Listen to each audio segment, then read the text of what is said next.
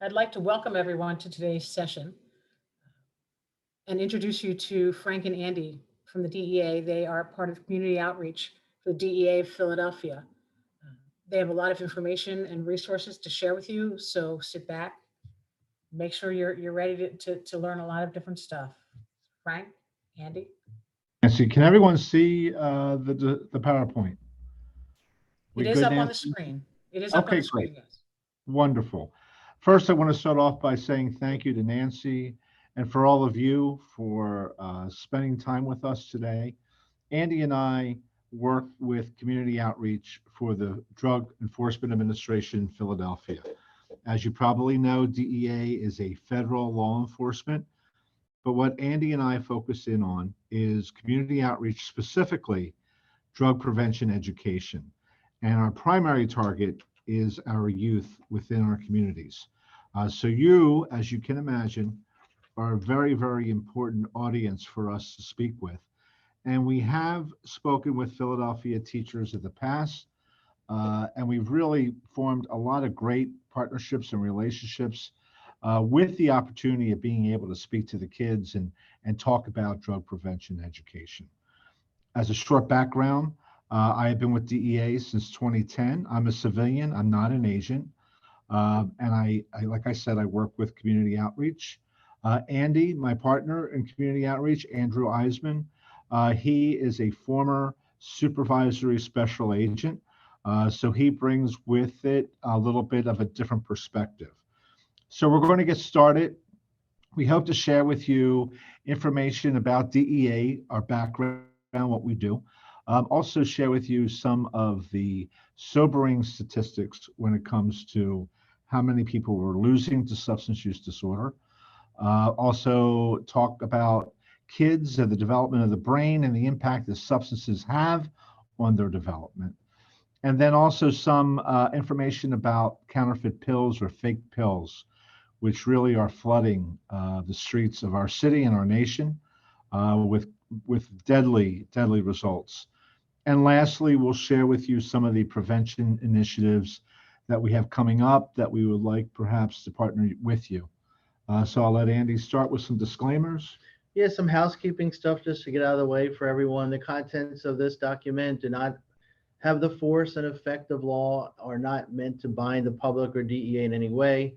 This document is intended only to provide clarity to the public regarding existing requirements under the laws and agency policies. We have no financial relationship to disclose. And a copyright disclaimer. This presentation is for educational purposes, and you guys can read the rest. So the DEA is a very big office with not a lot of people. DEA consists of about 4,800, which in comparison, the FBI has about 40,000. So you can get an idea of what we're up against. But we have an extremely big footprint. We're in 239 cities around the country and 23 different divisions. On top of that, we have an international footprint in 69 countries around the globe. Now, when people think about DEA, it's what I did for 26 years, is law enforcement. The guys that basically try to protect our local communities from drug traffickers. We provide assistance to local agencies to do the same, but our mission is single focus to stop drug traffickers, to stop drugs from coming in to the country and into our communities. DEA also has another division called diversion. Doctors' offices, hospitals, veterinarian offices, pharmacies, any place that has controlled substances has to have a set of policies and procedures that are required to follow. These diversion investigators do just that. And finally, Frank and I, that's why we're here today, community outreach. We get out, we talk to as many people as we can. We talk to kids of all ages, we talk to parents, we talk to business people, we talk to faith-based people, anyone that we can spread the word, the mission of how important it is to teach kids and educate people on the prevention of drug prevention. Now, we're going to talk a lot about drugs today. But when we go in and we talk to the schools, when we talk to the kids, we just try to really put the seed into their brain that it's really about right decisions and wrong decisions. Because when Frank and I go in and talk to kids, we could talk to kids that are in first grade, second grade, third grade. And at that point, decisions that they make may or may not, but probably won't have a lasting effect on their life. At least let's hope not. But when we talk to the teenagers, the high school kids, the college kids, that's when we have to really have them understand that making a wrong decision in life, and that's where the drugs, using drugs comes in, that can have a lasting effect and affect them for the rest of their life. And sometimes it can have a very tragic effect. And that's what we want to make sure that they try to avoid. So, like Andy said, with community outreach, our focus is prevention, reducing the demand. We have a problem with drugs in our country because the demand is high. And many times that demand is high because of misinformation. So, what we try to provide to students, elementary, middle school, high school, all types of students, some fundamental information about brain development and the impact that substances have on a developing brain. It takes 25 years before the brain is fully developed. What's important to understand is that substances like tobacco, alcohol, marijuana, and other drugs have a permanent negative impact on that development, therefore limiting someone's potential. And kids need to understand that, they may have an adult sibling or a parent that smokes or drinks, and they may think, oh, that's not too bad. They do it, I can do it. But pointing out the fact that the differences their brain is developing and that they really need to be aware of what substances will have on that development. The other thing, understanding perception of risk and harm. If someone identifies behavior as risky or harmful, they're less likely to participate in that behavior. So that's part of the programming that we try to focus in on, and that is showing kids and making them understand the risk and harm involved. And lastly, substance use before the age of 18. People are 4 to 7 times more likely to struggle with substance use disorder in life. When we ask this question when we're with a live audience, people usually shout out the answers and they're usually always correct. The most common reason people tend to abuse drugs, especially kids, to relieve boredom, to feel good, peer pressure, forget their troubles and relax. They're curious. They want to feel grown up or part of a group. They want to show their independence. So a lot of it ties into how they feel about themselves as far as their self-esteem. All of these, of someone with a lower self-esteem is more likely to perhaps abuse substances. And of course, risk factors. All of us have risk factors. Some of us more than others. But again, mental health or trauma, adverse childhood experiences, social media or peer pressure, anxiety, academic issues. So again, there are a lot of risk factors. And we always tell people, just because you have a risk factor or multiple risk factors does not mean you're destined to have a substance use disorder going through life. But it's important to understand and know yourself. And if you know your risk factors, then perhaps you can manage behavior better. So we try to explain what those risk factors are. And again, fortunately, there's protective factors, one of which being in a school that offers drug prevention education. I speak to you as educators that I've experienced firsthand when I go into schools and I talk to an 8th grade class and ask the question, has anyone ever spoke to you about drug prevention? And they say no. They have very little to contribute to the conversation. However, I had an experience where a 4th grade girl could teach me things about drug prevention because she was exposed to it and therefore had greater insights. So it's really important that kids have insights and an understanding of what drugs are and what the risks are. But again, other protective factors would be a strong bond with a parent, being supportive, taking an interest, and again, a high self-esteem, feeling good about yourself. So again, teens who perceive little risk in using drugs are more likely to use drugs. And again, most of you are probably aware of different signs since you're around students often and probably have children of your own. But again, the flags usually go up with problems at school, physical signs, neglected appearance, money issues, drug paraphernalia, specific smells, and again, that adult sixth sense, especially if you're a parent. So understanding substance use disorder is also part of our programming. It's really, really important for people of all ages to understand that substance use disorder is a disease. It can be prevented and it should be treated, and people do recover. A lot of times, because of the stigma attached with substance use disorder, prevention is doesn't happen. Treatment and recovery are hard to come by as well.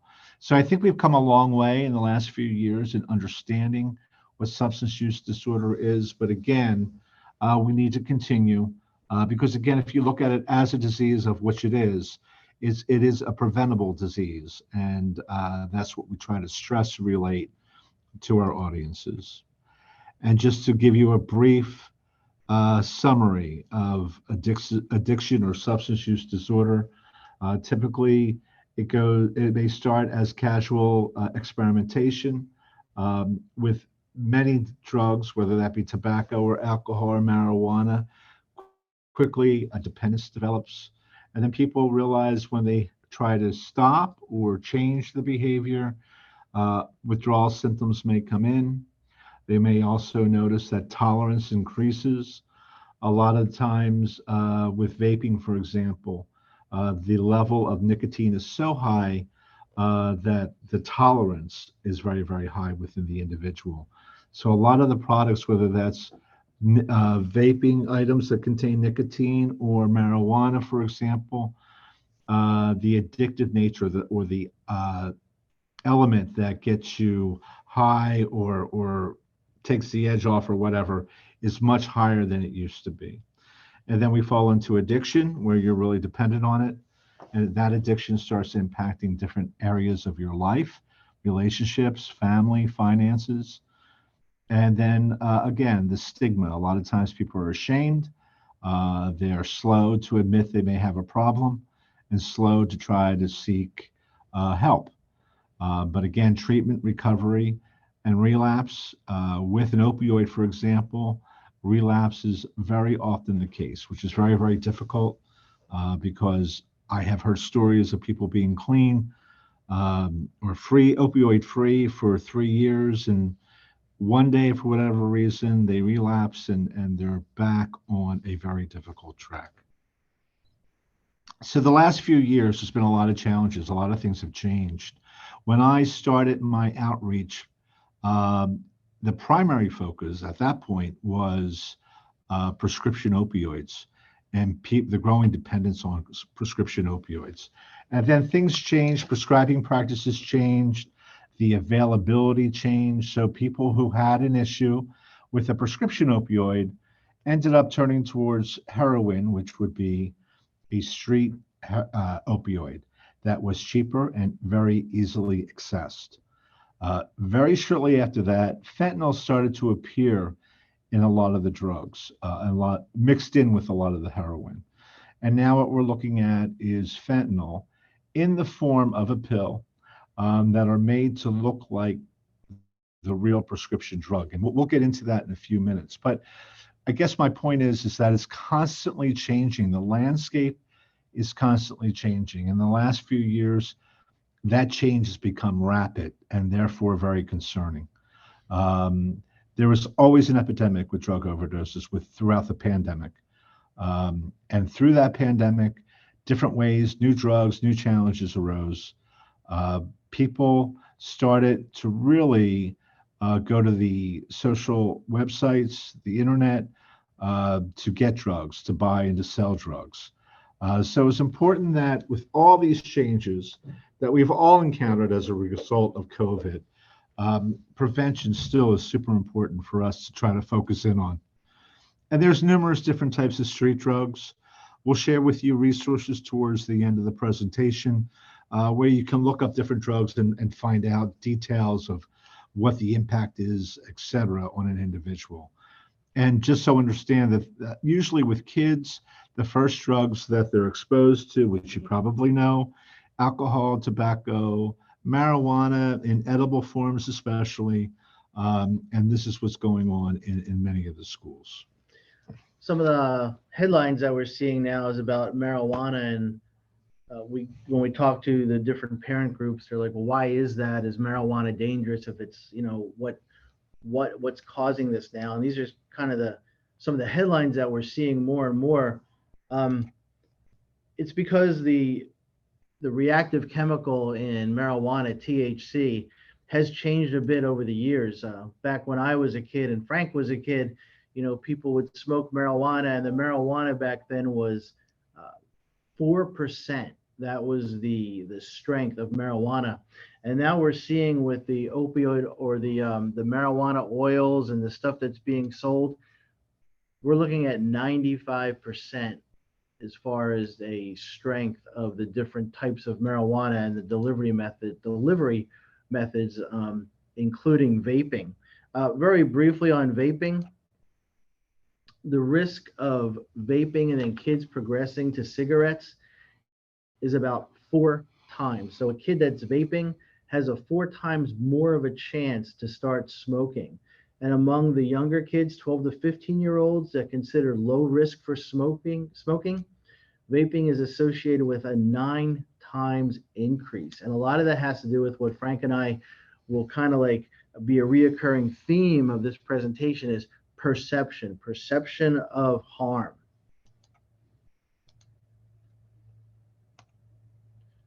So the drug overdose crisis is a clear and present public safety, public health, and national security threat.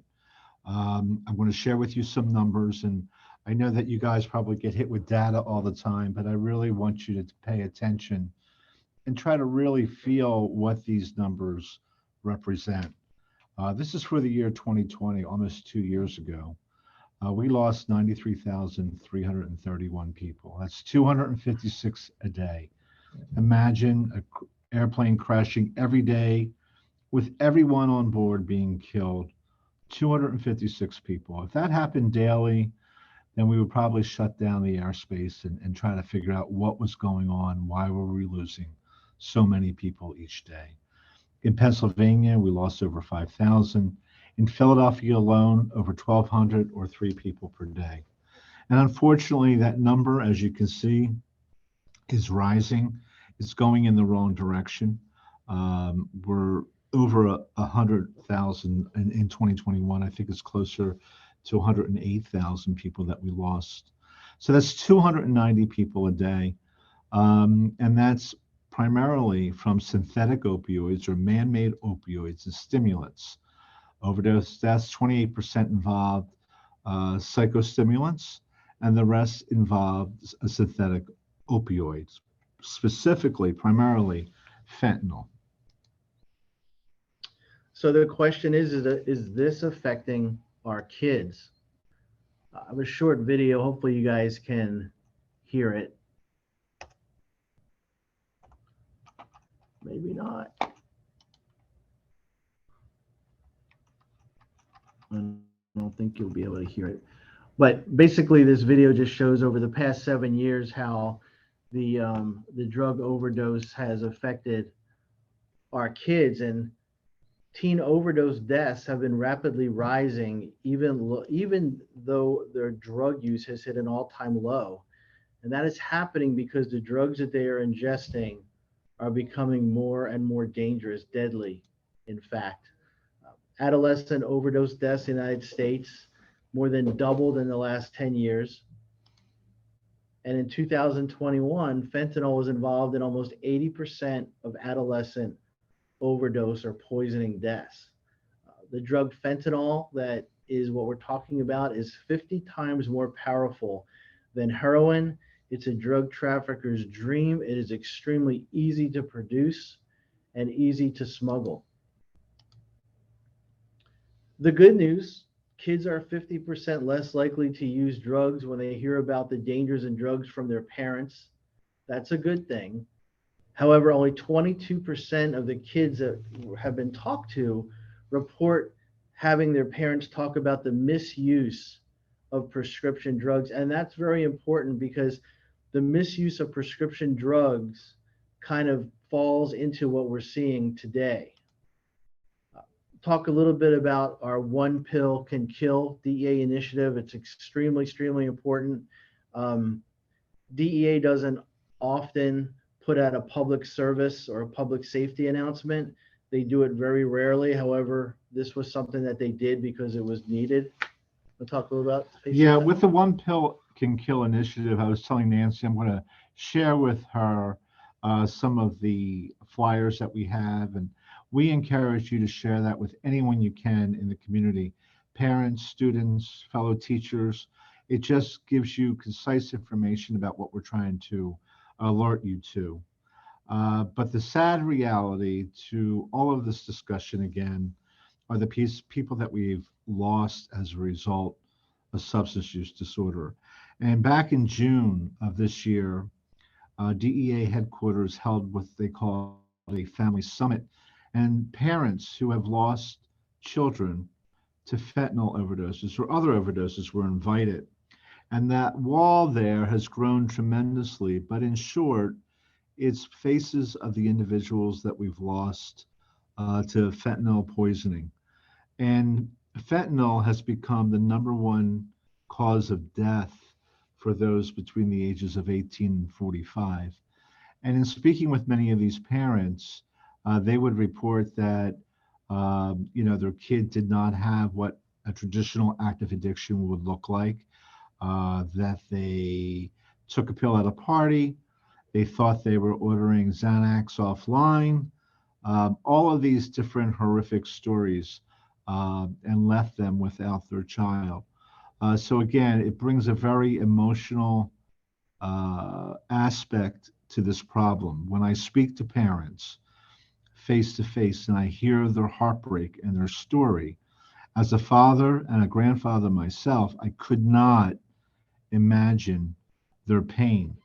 And this provides me and Andy even more, I guess, more drive to get the prevention word out and to speak to kids especially about what's out there right now.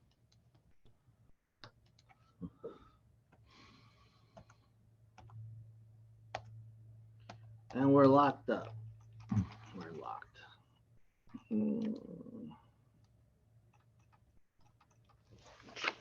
Bear with us.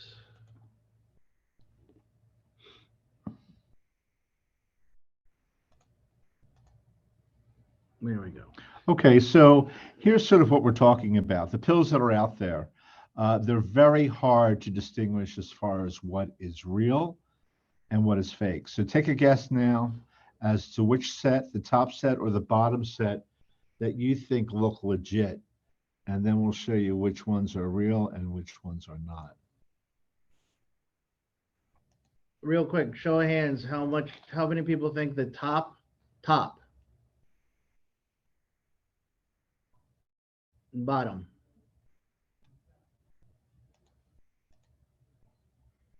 So there you go. Okay. Very hard to differentiate. And this is with all different types of pills, whether that's Xanax or Oxy or Valium, whatever it may be.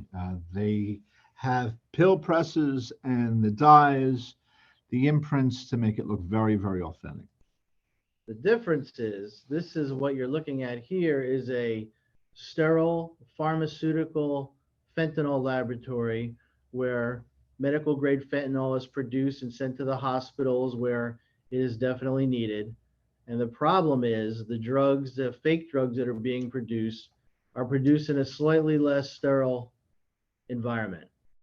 And this is what's happening. These are where the pills are made, whether it's in, usually they're made in Mexico. The precursor chemicals come in through China. They go to the cartels in Mexico where they are mixed up. And when I say mixed up, I'm being literal. There's no regulatory, there's no pharmacist, there's no chemist. It's like, imagine making a batch of chocolate chip cookies, and then the perfect chocolate chip cookie would have 7 chocolate chips, but just throwing an amount of chocolate chips in and just hoping that you get it right, but more often than not, it's going to be wrong. This chart that we're showing you now, this is the percentage of tablets that contain 2 milligrams or more of fentanyl that we're seizing on literally a daily basis. In 2017, 10% of the pills that we were seizing had 2 milligrams of fentanyl or more. The reason why 2 milligrams, well, that's enough to kill you. That is a lethal dose. And now over 4 and 10, and Frank, I believe that Intel was just telling us that they believe it's closer to 6 and 10 pills that have been seized have a lethal dose of fentanyl. Your odds are better playing Russian roulette than trying one of these pills. That's how much a lethal dose is. To give you an idea, it's nothing. It's a minuscule amount. And again, another chart just to illustrate, of all the pills that DEA is seizing and analyzing, the average amount. So some may have 6, some may have 4, some may have 5. The average amount has enough fentanyl in it to provide a lethal dose. You're going to see a lot of this coming up. You probably already have. I think this was in New York. The drug traffickers are very smart. They think every day of how to smuggle their drugs into the country. This was Legos, and when it was looked upon, you could see they were seizing, or they tried to smuggle the illicit fentanyl pills in there. And this is another method to bring the pills into the country. You hear a lot about rainbow fentanyl and how it's smuggled in Skittles or Nerds. Now, a lot of people are saying, oh, be careful. I mean, everyone should always be careful, especially with Halloween coming up and stuff like that. But DEA hasn't seen anything as far as trying to target or give these drugs to kids. It's a method of them smuggling the drugs into the country, but we're definitely going to stay vigilant on that. I don't think we're going to be able to play this, unfortunately. Oh, we are. Seized 15,000 pills disguised as candy. Halloween's right around the corner. The DEA warning that deadly rainbow fentanyl could end up inside of a candy bag of your kid. DEA Administrator Ann Milgram is back here in New York and joins us now. And good morning to you. Thank you for coming. Thank you for a really important message here. Just go tell our audience why you came to New York to deliver this message today. Well, first of all, we believe that the greatest threat facing our communities, our families, our kids is the deadly fentanyl that we are seeing in the United States that is brought here by the two cartels in Mexico, Sinaloa and the CJ&G Jalisco cartel, period. We are focused on this. We just finished a 4-month operational effort where we took 10 million fake fentanyl pills off the street that look like they're real pills, like they're Oxy or they're Percocet or they're hydrocodone. We also took almost 1,000 pounds of fentanyl. Why that's important is the work of the men and women of DEA. In less than 4 months, that amount of fentanyl is the equivalent of 36 million potential lethal doses. And that's what you found. And that's what we found. And so we know how important it is to be vigilant. We are working worldwide in our 344 offices. At our core operational priority right now is we know who's doing this. It's these two cartels, and we're going after them. And How are we going after them? Well, we're doing a number of things. So first of all, it's really important to understand that these two cartels dominate the entire supply chain, from sourcing chemicals in China to producing fentanyl in Mexico, making some of that fentanyl into fake pills, and increasingly we see into rainbow colored pills, transporting that into the US by whatever means they can, selling it in the US on social media and in other places.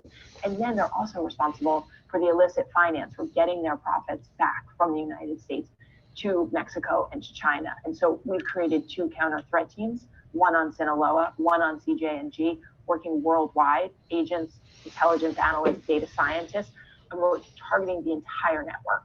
It's really important to say this. We can't just take out the top of the network and the person on our streets. We have to do those things. We also need to essentially degrade Moms the entire are really network. worried. Moms and dads everywhere are really worried that their kids are going to end up with one of these bags of nerd candies and they'll find their child dead. What should they know? So this is one of the most important things we talk about. First of all, we have not seen any connection to Halloween. And I want to be very clear. If we see it, I promise you have my commitment. Any credible evidence, we will come out and we will tell you. What we do see is social media. We see fake pills like the blue oxys that you just showed. We see rainbow pills, a new tactic being used by the cartels. And here's what we worry about. We have middle schoolers and high schoolers who are dying of fentanyl poisoning. We have 12-year-olds, 13-year-olds, 14-year-olds who are dying. And so we are not seeing it in elementary schools. We have not seen it with Halloween candy. But the bottom line is that this is all over social media. And so we know it's there. Parents, we are begging families and parents to talk with their loved ones and to talk with their children. Never take a pill that wasn't prescribed directly to you. Help your child come up with an exit strategy. What do you do if a coach or your best friend or another member of your family offers your kid a pill? What should they do? No legitimate pharmaceuticals can be sold on social media. So make sure your kids know that. And finally, just understand that many people who are dying of fentanyl poisoning had no idea that they were taking fentanyl, and the cartels don't care. It's weapons. I mean, it's not just pills. These feel like weapons, and that they're targeting the children of America. They're, be completely clear on this, they are targeting everyone. They're targeting every American, because the more fentanyl that they can sell through treachery, whether it's as a fake making pill. more money. Exactly. Yeah, and thank you for coming back. We've been watching dangers of fentanyl. So one of the things that we really want to stress is when you talk to the kids, unless a drug is prescribed by a doctor, you should just figure it's not going to be real. We hear stories every single day about kids that are in college that have to study for a test. So we're going to get some Adderall, and they go on Snapchat or they go on Instagram, and it takes literally 30 minutes to order these pills, and they come, but they're not what they say they are. But the perception is it's a prescription pill. It's probably safe, when the perception should be that it's not being prescribed by a doctor. It's not being picked up at a pharmacy. So if you leave here with anything, it should be that make sure any prescription medication that is prescribed is taken correctly, and it should not be taken any outside of a medical field. One of the things that the administrator was talking about was the one pill can kill. We talked about one pill can kill initiative. We had an enforcement initiative. So people say, well, what is DEA doing? From May until this past September, 36 million lethal doses of fentanyl were removed. 10.2 million fentanyl pills were seized. 980 pounds of fentanyl powder. 338 weapons. And the amount of fentanyl taken off the street just in that small amount of time is the equivalent of more than 36 million lethal doses. Of the 390 cases investigated, 51 are linked to overdose poisonings. 35 cases directly to one or both of the Mexican cartels that are responsible for this treachery, the Sinaloa or Jalisco cartel, and 129 investigations. This is so important and scary. Linked to social media platforms, including Snapchat, Facebook, Instagram, and TikTok. These drugs back in the day, you would have a dealer on the corner that could reach 30, 50, 100 people. This social media now is literally reaching millions and millions of people. And it's something that really has to be looked at, and what we're trying to crack down on. So with community outreach, again, our mission is to reduce demand through education. And that's what Andy and I do. And we're going to share with you a few of the initiatives that we have going on. October is National Red Ribbon Week. There's a lot of information out there regarding how a school can get involved with a contest to support drug prevention. And I'll send that link to Nancy when I send her the other information today that she can share with you. Also in October and in April of each year, DEA hosts a National Prescription Take Back Day. This year is on October 29th from 10 to 2. If you go to www.dea.gov/takeback, you'll be able to see areas that will accept the prescription drugs that you no longer need. And we will take them, incinerate them, destroy them safely. But this is a simple step that we all can take to prevent the diversion of drugs from people's medicine cabinets. As they did in headquarters, Philadelphia Field Division will be hosting a regional family summit on the overdose epidemic. And this is for families who have lost loved ones. It'll be November 17th. Should you know of anyone that may be interested in attending this, please reach out to Andy and I, and we'll send them a flyer with the registration link. But again, to me, this is one of the really important audiences to be heard. It's an opportunity for them to share their story and an opportunity for DEA to support, their desire for prevention and share their stories if allowed, because a lot of times that is most impactful for families that don't really understand what we're talking about. So the Teen Academy, this is one that I would like to share with everyone. DEA is holding its second annual Teen Academy, a Teen Leadership Academy. It's either going to be December 3rd or 10th. We're trying to determine the location. We're shooting for a college campus, either St. Joe's or Temple. But it'll be a full day event that will include a continental breakfast and lunch. There will be no charge. There's giveaways. But more importantly, it'll focus on drug prevention education. It will focus on leadership abilities. It will have different speakers from the community, ordinary people doing extraordinary things. Last year it was a great event. We hope to repeat it again this year as a way to form relationships with the younger teen community. We have a faith-based workshop that's planned in January. Again, many times people who work in the faith-based profession, much like teachers, are on the front lines as far as being exposed to different problems and understanding firsthand what may be going on in their community. So it's a great way to partner with prevention. DEA Educational Foundation, we have a clip here that I don't think will play in the interest of time, but they are a nonprofit that we partner with to bring a lot of after-school programming. We've been in the area in different schools for like 10 years now. There's dance programs, baseball, soccer. We have funding submitted for 2023 and hoping to invite new schools that may be interested in having this free after-school programming.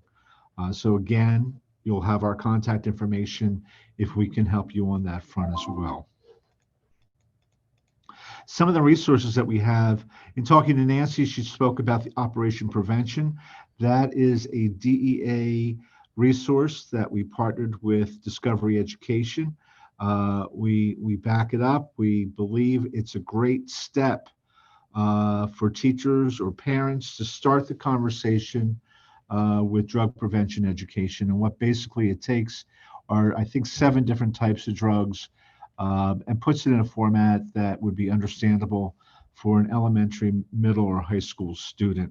I think there's also virtual field trips involved as well.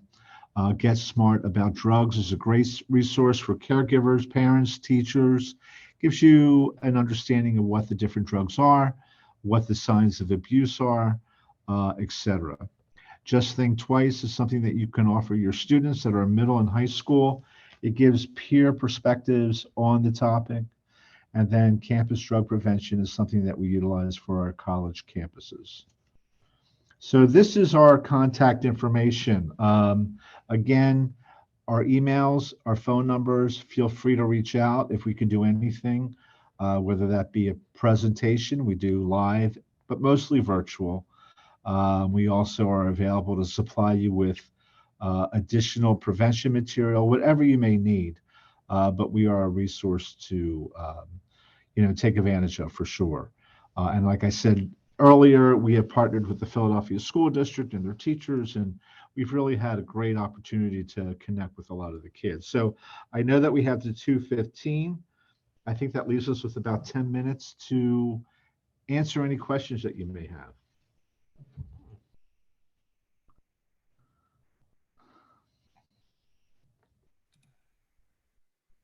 If you have any questions, please unmute yourself.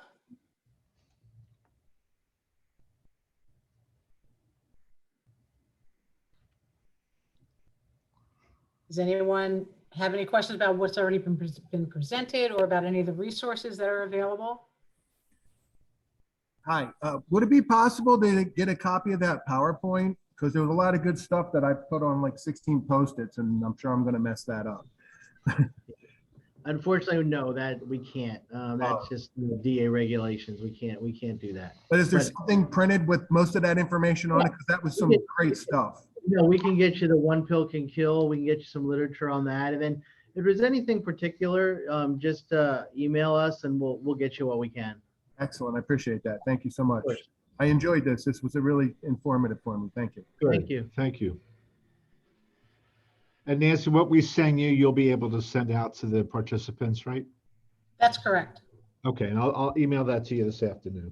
Thank you. I appreciate that. Okay. And also, I should also restate that Frank and Andy will also provide classroom presentations. They can do it virtually, they can do it in person. You know, it's just a question of what your principal will permit into your building and what they can accommodate. That's what I wanted to ask you, Nancy, about. I'm at an elementary school, so I wanted to maybe reach out to you to get information or possibly having someone from the agency actually come out to my school and speak to our kids. Absolutely. Sure, we've spoken to a reach lot out to of you, kids. Nancy, first, or what? You can reach out to Andy or I. I'm sorry, Nancy, to That's okay. talk over you. You can reach out to us directly, unless Nancy has other directives. But I can tell you that when we go out and speak to the kids, they have a lot of questions. They typically have a lot of misinformation. And usually, especially if it's between 4th and 6th grade, the dialogue is really, really pretty good because the kids are open. They have a lot of questions. No filters. The older the kids get, the more they're less likely to want to talk about this topic in front of their peers. So, but absolutely, we'll talk to any group, any age. I was 5 minutes late, so how do we go about getting in touch with you? So Angela, I'll share their contact information. Okay, thank you. When we're finished with the presentation. But also I was fortunate when Frank was working with his previous partner, I was fortunate enough to go out and observe a couple of their presentations with some of the middle grade students. And it went over really well. You know, of course, as you know, our kids are a little reticent at first, but once they break the ice, they do ask the questions, and they'll ask real questions. You know, as health and PE folks, we have so much information, but then we need to lean on our experts, you know, on Frank and Andy, who can really fill in those blanks for us and make it real. So I would really encourage folks to invite them to come out to your schools. If you are in need of a letter of support to your principals or an explanation that we support their programming, we can provide that from our office. When Frank and I were speaking prior to the start of this presentation, there was some information from Operation Prevention, which I'll be sharing with you as well. That's also been endorsed by Pennsylvania Department of Education, our new health and phys ed advisor. But Frank was encouraging us to use their presentation in conjunction with some of the materials that we can present at much younger grades as well.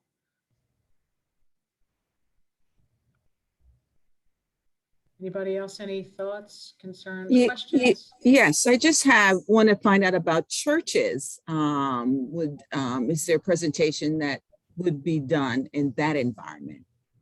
Oh, absolutely.